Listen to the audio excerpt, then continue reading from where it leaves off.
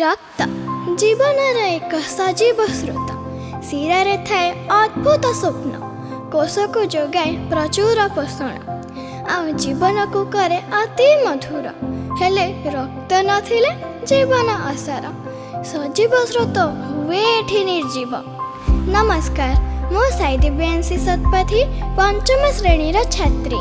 आज आपण मानक सम्मुखरे विश्व थैलासेमिया दिवस उपरे एक छोट वक्तव्यटे रखिबाकू चाहूँगी। जदि मो वक्तव्य किछि त्रुटि रही जाए तेबे एकुनी दिव्यांशी को क्षमा करदेवे। हाँ आज्ञा, प्रतिवर्ष मे मास 8 तारिखटी को आम समस्ते विश्व थैलासेमिया दिवस रूपे पालन करिथाउ। जो दिवसर एकमात्र उद्देश्य हेउछि थैलासेमिया रोग उपरे सचेतनता सृष्टि करिबा और थैलासेमिया रोग रे पीड़ित थिबा समस्त रोगी माननकु सम्मान देबा। कोन ए थैलासेमिया रोग जहाकु पूरा विश्व बाळुछि? हाँ आज्ञा, ए थैलासेमिया हेउछि एक एपरि मारात्मक रोग जे रोग रे विश्वर कोण अनुकोण रे रोगी माने पीड़ित अछंती। किंतु भय करिवार किछि आवश्यक नाही, कारण अत्याधुनिक वैश्विक विज्ञानर प्रचेष्टा आ डाक्टर मानकर विशेष चेष्टा बଳରେ ଏହି ରୋଗ ଭଲ ହୋଇପାରୁଛି।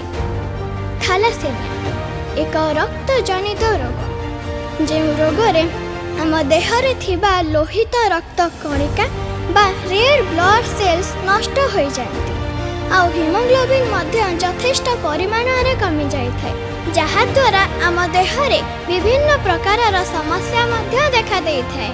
ଆଉ ଆମ ଦେହରେ ରକ୍ତର ପରିମାଣ ଏତେ କମ୍ ହୋଇଯାଇଥାଏ ଯେ ବାହାରୁ ରକ୍ତ ଦେବାକୁ ପଡ଼ିଥାଏ। ତେଣୁ ମୋର ସମସ୍ତଙ୍କୁ ବିନମ୍ର ଅନୁରୋଧ, ଚାଲନ୍ତୁ ସମସ୍ତେ ମିଶି ସଂକଳ୍ପ କରିବା ଯେ ଆମେ ସମସ୍ତେ ରକ୍ତଦାନ କରିବା ଏବଂ ଥାଲାସେମିଆରେ ପୀଡ଼ିତ ଥିବା ରୋଗୀମାନଙ୍କ ଓଠରେ ଟିକେ ହସ ଫୁଟାଇବା। ଏକ ପରିସଂଖ୍ୟାନ କହୁଛି ଭାରତରେ ଆନୁମାନିକ 1 ଲକ୍ଷରୁ 1.5 ଲକ୍ଷ ଶିଶୁ ଥାଲାସେମିଆ ମେଜରରେ ପୀଡ଼ିତ ଅଛନ୍ତି। 42 ମିଲିୟନ ରୋଗୀ ଥାଲାସେମିଆ ମାଇନରରେ ପୀଡ଼ିତ ଅଛନ୍ତି। ଆଉ ଏକ ଆଶ୍ଚର୍ଯ୍ୟର କଥା ଏହିକି ଯେ ପାଖାପାଖି 10ରୁ 15 ହଜାର ନବଜନ୍ମିତ ଶିଶୁ ଏହି ରୋଗରେ ଶିକାର ହୋଇଥାନ୍ତି। ତେଣୁ ଏହି କୁନି ଦିବ୍ୟାଂଶୀ ଆପଣମାନଙ୍କୁ ହାତ ଯୋଡ଼ି ଏକ ବିନମ୍ର ଅନୁରୋଧ କରୁଛି ଯେ ଏହି ଥାଲାସେମିଆ ରୋଗ ଉପରେ ସଚେତନତା ସୃଷ୍ଟି କରନ୍ତୁ ଏବଂ ମୋର ସରକାରଙ୍କ ପାଖରେ ଏକ ବିଶେଷ ଅନୁରୋଧ ଯେ ଏହି ଥାଲାସେମିଆ ରୋଗ ଉପରେ ଆମ ପାଠ୍ୟ ପୁସ୍ତକରେ ଏକ ବିଷୟ ରଖାଯାଉ, ଯାହାଦ୍ୱାରା ଛୋଟ ପିଲାମାନେ ଏହି ରୋଗ ବିଷୟରେ ବହୁତ କିଛି ଜାଣିପାରିବେ ଓ ନିଜକୁ ସଚେତନ କରିପାରିବେ। ଧନ୍ୟବାଦ।